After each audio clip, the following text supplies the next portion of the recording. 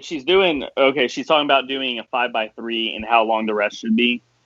Generally, with my females, I still stick to 4 to 5. It does make the workouts a little bit longer, but you can mitigate that by if you have an extra bar, which not everybody does. You can start warming up on another lift while you're finishing up on another on the last two sets.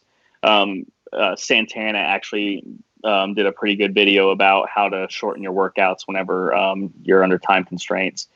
As far as switching from 3x5 to 5x3, generally I see whenever the last rep or two starts shitting out with women, then it's time to start switching things over.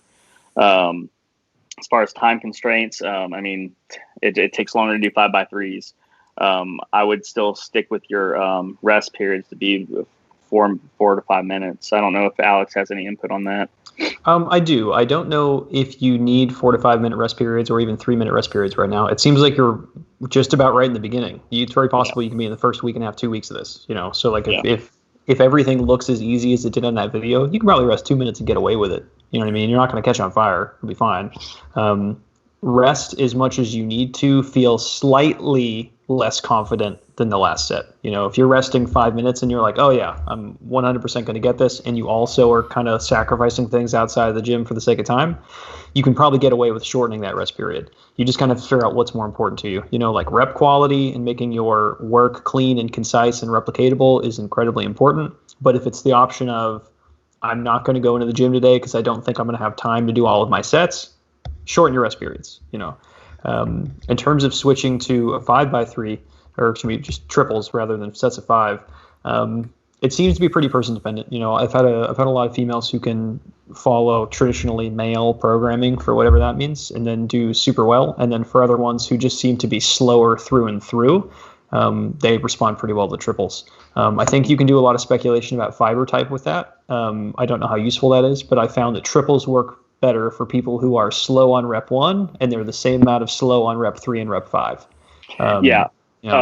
Females, bar speed with females, like you said, rep 1 could be just as long as rep 5. But generally, if I'm watching it, I can tell if it's more taxing. If it's like, okay, this is getting too much. Women just aren't generally as explosive as men, so they can't move that bar real fast, and then everything starts slowing down real hard. And that's a general thing because it's not with all women.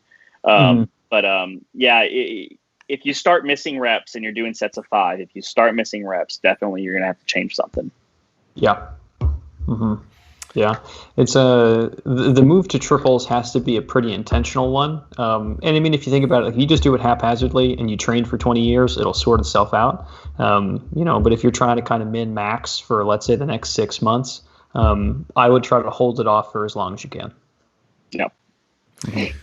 And Elle also said watching these form check videos is her new favorite Zen activity that helps her sleep before bed. So. Oh, good. It must be the soothing tones. I don't know if that means we're our boring voice. or if we have soothing voices.